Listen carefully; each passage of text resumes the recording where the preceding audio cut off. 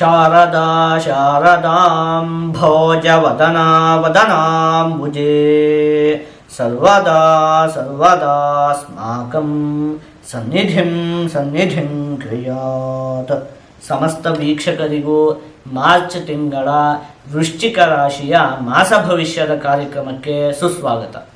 ನಾವು ಮೊದಲಿಗೆ ಈ ಮಾಸದಲ್ಲಿ ನಡೆಯುವಂತಹ ಗ್ರಹಗಳ ಬದಲಾವಣೆಗಳ ಬಗ್ಗೆ ತಿಳಿದುಕೊಳ್ಳೋಣ. ಈ ತಿಂಗಳ 14ನೇ ತಾರೀಕಿನಂದು ರವಿಗ್ರಹ, 29ನೇ ತಾರೀಕಿನಂದು ಶನಿಗ್ರಹ ಮೀನರಾಶಿಗೆ ಪ್ರವೇಶವನ್ನು ಮಾಡ್ತಾ ಇರುವಂಥದ್ದು. ಇದಿಷ್ಟು ಕೂಡ ಈ ಮಾಸದಲ್ಲಿ ನಡೆಯುವಂತಹ ಗ್ರಹಗಳ ಬದಲಾವಣೆ. ನಾವೀಗ ಇದನ್ನೆಲ್ಲ ಆಧರಿಸಿ ವೃಶ್ಚಿಕ ರಾಶಿಯವರಿಗೆ ಈ ತಿಂಗಳಲ್ಲಿ ಯಾವ ರೀತಿಯಾದಂತಹ ಫಲ ಪ್ರಾಪ್ತಿಯಾಗಲಿದೆ ಅಂತ ಹೇಳಿ ಒಂದೊಂದಾಗೆ ನೋಡ್ತಾ ಹೋಗೋಣ. ಪ್ರಮುಖವಾಗಿ ಈ ತಿಂಗಳ 29ನೇ ತಾರೀಖಿನಂದು ಶನಿಗ್ರಹ ಬದಲಾವಣೆಯನ್ನು ಹೊಂದುತ್ತಾ ಇರುವಂಥದ್ದು. ಅಂದರೆ ನಿಮಗೆ ಇಲ್ಲಿಯವರೆಗೂ ಕೂಡ ಚತುರ್ಥ ಭಾವದಲ್ಲಿ ಶನಿಗ್ರಹದ ಸ್ಥಿತಿ ಇತ್ತು, ಅದೀಗ ಪಂಚಮ ಭಾವಕ್ಕೆ ಹೋಗ್ತಾ ಇರುವಂಥದ್ದು. ಅಂದರೆ ನಿಮಗೆ ಇನ್ನು ಪಂಚಮ ಶನಿ ಅಂತ ಹೇಳುವಂಥದ್ದು ಆರಂಭ ಆಗುತ್ತೆ. ಆದರೆ ಇಲ್ಲೊಂದು ವಿಚಾರವನ್ನು ನಾವು ತಿಳ್ಕೊಳ್ಬೇಕು. ಅದೇನು ಅಂತ ಹೇಳಿ ಆದರೆ, ಶನಿಗ್ರಹ ಯಾವಾಗ ಹೇಳಿ ಬದಲಾವಣೆಯನ್ನು ಹೊಂದುತ್ತಾ ಇರುವಂಥದ್ದು? 29ನೇ ತಾರೀಖಿನಂದು. ಹಾಗಾಗಿ ಆ ಪಂಚಮ ಶನಿಯ ಫಲ ಎಲ್ಲ ನಿಮಗೆ ಪ್ರಾಪ್ತಿಯಾಗುವಂಥದ್ದು ಯಾವಾಗ? ಏಪ್ರಿಲ್ ತಿಂಗಳಿನಿಂದ ಹಿಡಿದು.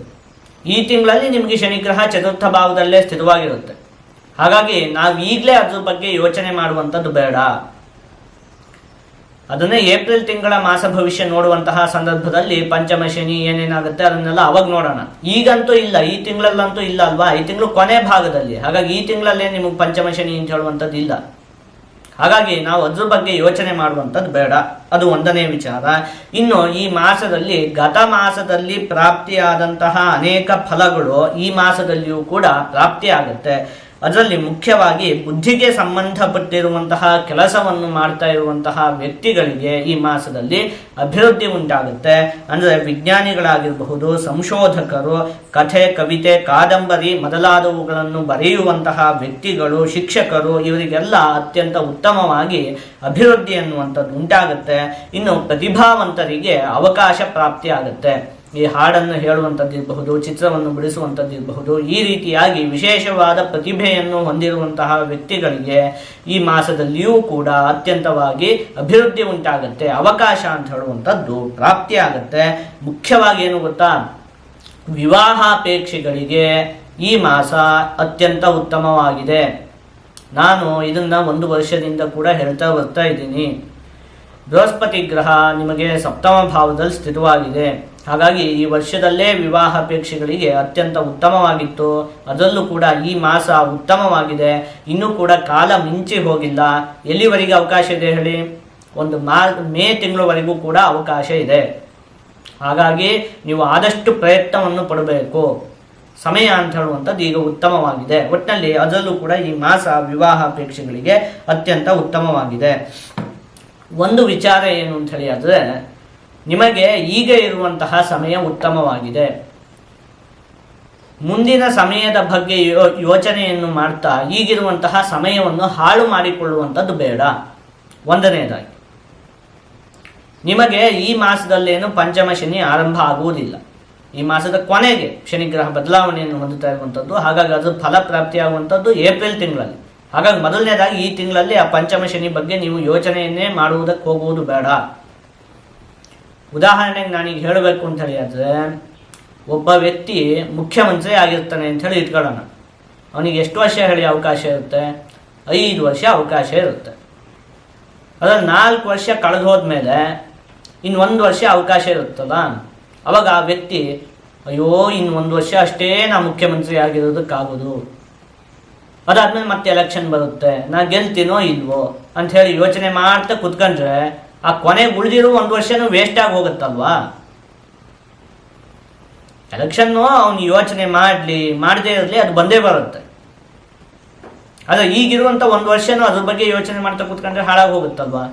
ಅದೇ ರೀತಿಯಾಗಿ ಅಂತ ನಿಮಗೆ ಇನ್ನೂ ಪಂಚಮ ಶನಿ ಶುರುವಾಗಿಲ್ಲ. ಈ ತಿಂಗಳಲ್ಲೇನು ಅದ್ರದ್ದು ಫಲ ಏನು ಪ್ರಾಪ್ತಿ ಆಗುವುದಿಲ್ಲ. ಬದಲಾವಣೆಯನ್ನು ಹೊಂದುತ್ತಾ ಇರುವಂಥದ್ದು 29ನೇ ತಾರೀಖಿನಂದು. ಈಗ ಸಮಯ ಚೆನ್ನಾಗೇ ಇದೆ. ನೀವು ಅದ್ರ ಬಗ್ಗೆ ಯೋಚನೆ ಮಾಡ್ತಾ ಈ ಚೆನ್ನಾಗಿರುವಂತಹ ಸಮಯವನ್ನು ಕೂಡ ಹಾಳು ಮಾಡ್ಕೊಳ್ಬೇಡಿ. ಇನ್ನೂ ಒಂದು ವಿಚಾರ ಏನು ಅಂತ ಹೇಳಿ ಆದ್ರೆ ಪಂಚಮ ಶನಿ ಈಗ ಈ ತಿಂಗಳು ಕೊನೆಗೆ ಶುರುವಾದರೂ ಕೂಡ ನಿಮಗೆ ಬೃಹಸ್ಪತಿ ಗ್ರಹ ಮೇ ತಿಂಗಳವರೆಗೂ ಕೂಡ ಸಪ್ತಮ ಭಾವದಲ್ಲಿ ಸ್ಥಿತವಾಗಿರುತ್ತೆ. ಹಾಗಾಗಿ ಅಷ್ಟೊಂದು ಕಷ್ಟ ಅಂತ ಹೇಳುವಂಥದ್ದು ಉಂಟಾಗುವುದಿಲ್ಲ. ಅಲ್ಲಿವರೆಗೂ ಕೂಡ ಸಮಯ ಚೆನ್ನಾಗೇ ಇದೆ. ಹಾಗಾಗಿ ನೀವು ಏನೇನೋ ಯೋಚನೆ ಮಾಡುತ್ತಾ ಮುಂದಿಂದೆಲ್ಲ ಯೋಚನೆ ಮಾಡ್ತಾ ಈಗ ಚೆನ್ನಾಗಿರುವಂತಹ ಸಮಯವನ್ನು ನೀವು ಹಾಳು ಮಾಡಿಕೊಳ್ಳುವಂಥದ್ದು ಬೇಡ. ಇದನ್ನು ನಾನು ಹೇಳುವಂಥದ್ದು ನಿಮ್ಗೆ ಅರ್ಥ ಆಯಿತು ಅಂತ ಹೇಳಿ ನಾನು ಅಂದ್ಕೊಂಡಿದ್ದೀನಿ. ಇದಿಷ್ಟು ಕೂಡ ನಿಮಗೆ ಈ ಮಾಸದಲ್ಲಿ ಪ್ರಾಪ್ತಿಯಾಗುವಂತಹ ಉತ್ತಮವಾದ ಫಲಗಳು. ಈಗ ನೀವು ಒಂದೆರಡು ವಿಚಾರದಲ್ಲಿ ಈ ಮಾಸದಲ್ಲಿ ಜೋಪಾನವಾಗಿರ್ಬೇಕಾಗತ್ತೆ. ಅದೇನು ಅಂತ ಹೇಳಿ ನೋಡ್ತಾ ಹೋಗೋಣ. ಮೊದಲನೇದಾಗಿ ಹೊಟ್ಟೆಗೆ ಮತ್ತೆ ಚರ್ಮಕ್ಕೆ ಸಂಬಂಧಪಟ್ಟಿರುವಂತಹ ಆರೋಗ್ಯದ ವಿಚಾರದಲ್ಲಿ ನೀವು ಈ ಮಾಸದಲ್ಲಿ ಒಂದು ಸ್ವಲ್ಪ ಜೋಪಾನವಾಗಿರ್ಬೇಕಾಗತ್ತೆ. ಇನ್ನು ಮುಖ್ಯವಾಗಿ ವಾಹನವನ್ನು ಚಲಾಯಿಸುವಂತಹ ಸಂದರ್ಭದಲ್ಲಿ ಈ ಮಾಸದಲ್ಲಿ ನೀವು ಅತ್ಯಂತ ಜಾಗರೂಕರಾಗಿ ಇರಬೇಕಾಗತ್ತೆ. ಇನ್ನೊಂದೇನು ಅಂತ ಹೇಳಿ ಆದರೆ ಮನಸ್ಸನ್ನು ಆದಷ್ಟು ಹತೋಟಿಯಲ್ಲಿ ಇಟ್ಕೊಳ್ಬೇಕು. ಏನೋ ಸಣ್ಣ ಪುಟ್ಟ ಚಿಂತೆಗಳೆಲ್ಲ ಮನಸ್ಸಿಗೆ ಕಾಡ್ತಾ ಇರುವುದಕ್ಕೆ ಈ ಮಾಸದಲ್ಲಿ ಅವಕಾಶ ಇದೆ. ಆದಷ್ಟು ಧ್ಯಾನವನ್ನು ಮಾಡುವಂಥದ್ದಾಗಲಿ ಅಥವಾ ಭಗವಂತನ ನಾಮದ ಸ್ಮರಣೆಯನ್ನು ಮಾಡುವಂಥದ್ದಾಗಲಿ ಇಂಥದ್ದನ್ನೆಲ್ಲ ಮಾಡಿ ಮನಸ್ಸನ್ನು ಆದಷ್ಟು ತಣ್ಣಗಿಟ್ಕೊಳ್ಬೇಕು, ಆದಷ್ಟು ಶಾಂತವಾಗಿ ಇಟ್ಟುಕೊಳ್ಬೇಕು. ಇದಿಷ್ಟು ಕೂಡ ಈ ಮಾಸದಲ್ಲಿ ನಿಮಗೆ ಪ್ರಾಪ್ತಿಯಾಗುವಂತಹ ಫಲಗಳು. ಈಗ ಇದನ್ನೆಲ್ಲ ಒಟ್ಟುಗೂಡಿಸಿ ಒಂದೊಂದೇ ವಿಚಾರದಲ್ಲಿ ಈ ಮಾಸದಲ್ಲಿ ಯಾವ ರೀತಿಯಾದಂತಹ ಫಲ ಪ್ರಾಪ್ತಿಯಾಗಲಿದೆ ಅಂತ ಹೇಳಿ ನೋಡ್ತಾ ಹೋಗೋಣ. ಮೊದಲನೇದಾಗಿ ಆರೋಗ್ಯಕ್ಕೆ ಸಂಬಂಧಪಟ್ಟಿರುವಂತಹ ವಿಚಾರದಲ್ಲಿ ಈ ಹಿಂದೆ ಯೋಚನೆ ಮಾಡಿದಂತೆ ಚರ್ಮ ಮತ್ತೆ ಹೊಟ್ಟೆಗೆ ಸಂಬಂಧಪಟ್ಟಿರುವಂತಹ ಆರೋಗ್ಯದ ವಿಚಾರದಲ್ಲಿ ಒಂದು ಚೂರು ಜೋಪಾನವಾಗಿರ್ಬೇಕಾಗುತ್ತೆ. ಕುಟುಂಬಕ್ಕೆ ಸಂಬಂಧಪಟ್ಟಿರುವಂತಹ ವಿಚಾರದಲ್ಲಿ ಈ ಮಾಸ ಉತ್ತಮವಾಗಿದೆ. ವಿದ್ಯೆ, ಹಣಕಾಸು ಮತ್ತೆ ಉದ್ಯೋಗಕ್ಕೆ ಸಂಬಂಧಪಟ್ಟಿರುವಂತಹ ವಿಚಾರದಲ್ಲಿ ಈ ಮಾಸ ಉತ್ತಮವಾಗಿದೆ. ಆದಷ್ಟು ನೀವು ಈ ಮಾಸದಲ್ಲಿ ಆಂಜನೇಯ ಸ್ವಾಮಿಯ ಆರಾಧನೆಯನ್ನು ಮಾಡಬೇಕು. ಹೀಗೆ ಮಾಡುವುದರಿಂದ ನಿಮಗೆ ಯಾವುದೇ ಅಶುಭ ಫಲ ಅಂತ ಹೇಳುವಂಥದ್ದು ಪ್ರಾಪ್ತಿಯಾಗುವುದಿಲ್ಲ. ಎಲ್ಲ ಶುಭ ಫಲಗಳು ಕೂಡ ಸಂಪೂರ್ಣವಾಗಿ ಪ್ರಾಪ್ತಿಯಾಗುತ್ತೆ.